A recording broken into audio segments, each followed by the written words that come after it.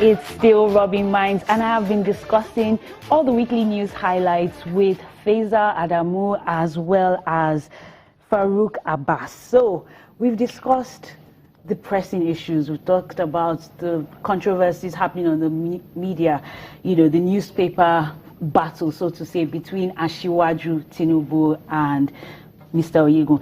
So now we're looking at something that is very critical. We always talk about food security, that we need to grow our own food to feed the nation. And then if you look at the flag, it's green, white, green. So agriculture is a big part of our history, and we want to make it part of our present. But let me go straight to the point. The ban on the importation of rice has been removed.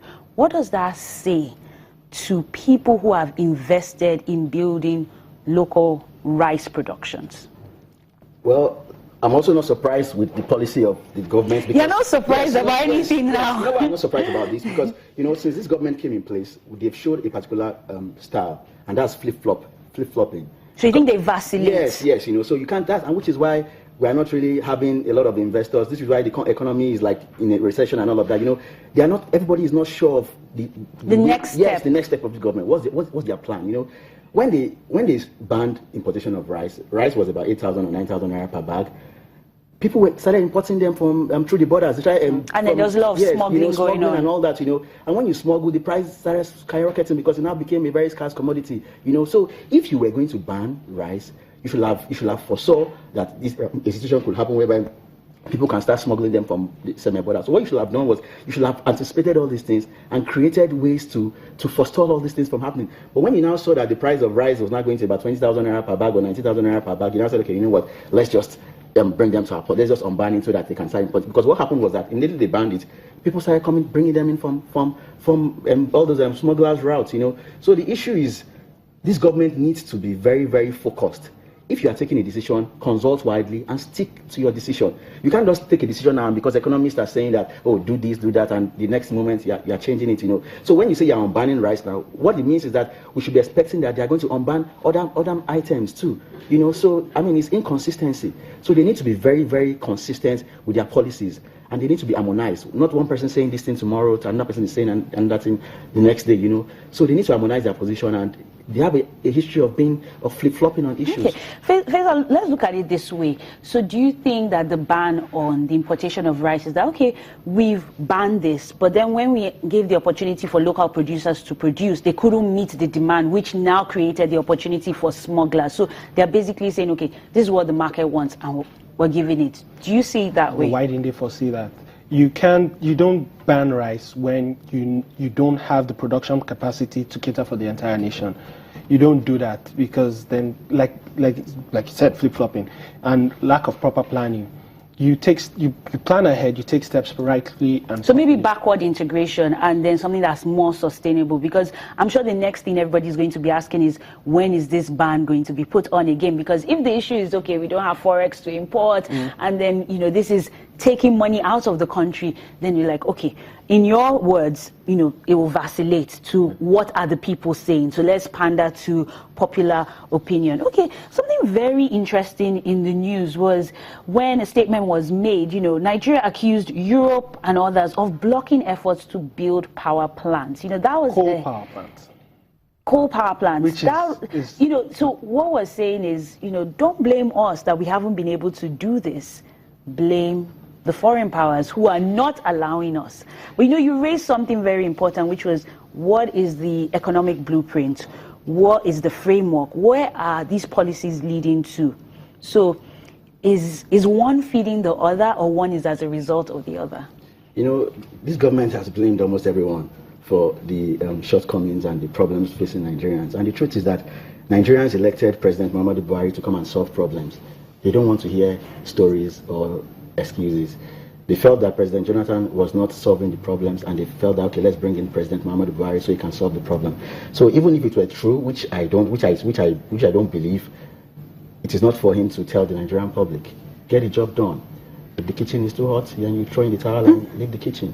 But we don't want to hear that somebody is blocking this, blocking that. You know. Okay, quick one for our football lovers. Nigeria is still leading Zambia 2-1. I think that should make somebody happy. You know, there's a lot of intense emotions right here in the studio. But very quickly, you know, when you're talking about the campaign promises that President Muhammadu Buhari made, and you know, some of these things, you know, they were not exactly said by him. Some have said, okay, these are what people said he said, but he didn't ever come out to say, you know, the naira is going to be 1 naira to the dollar.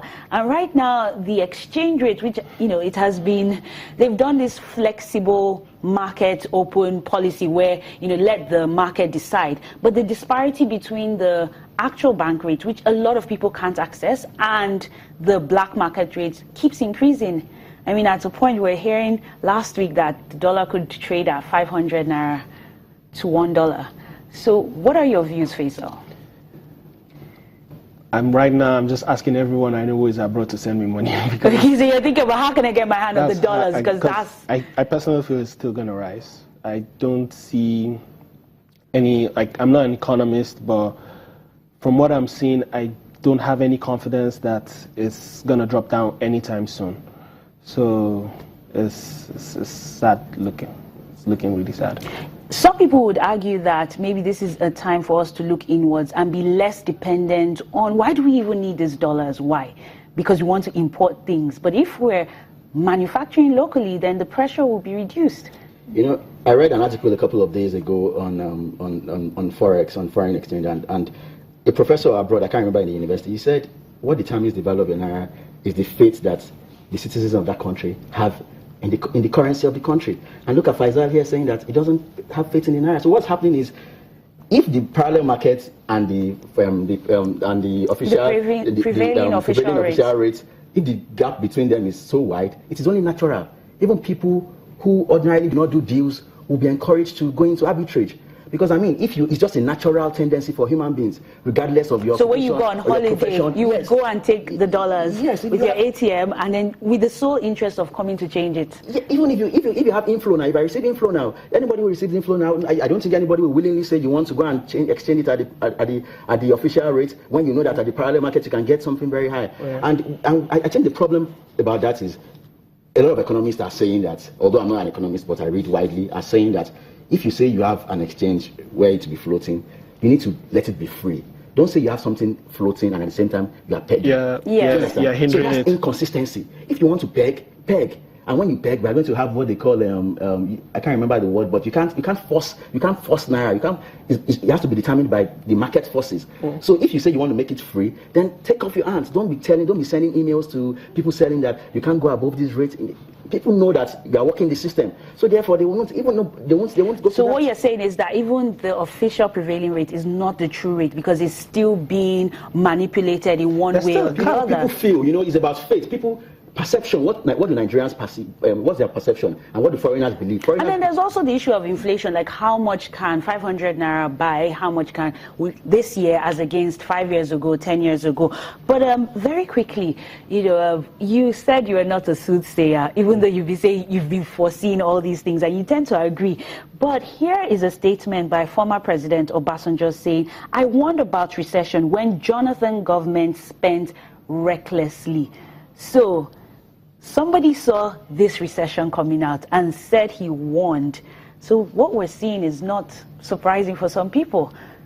Did you see the reckless spending, and did you see a recession coming out of it? Well, since I'm not an economist, I didn't see the recession happening. But in terms of, I disagree with President Obasanjo, because when you say reckless spending of President Jonathan, at least I'm aware of the sovereign wealth funds case at the Supreme Court. You know, when Okonjo-Iweala was saying, let us save some money. And some governors who are now in APC were saying, no, let's share everything. You know, so people start saying Jonathan, when it was a collective decision.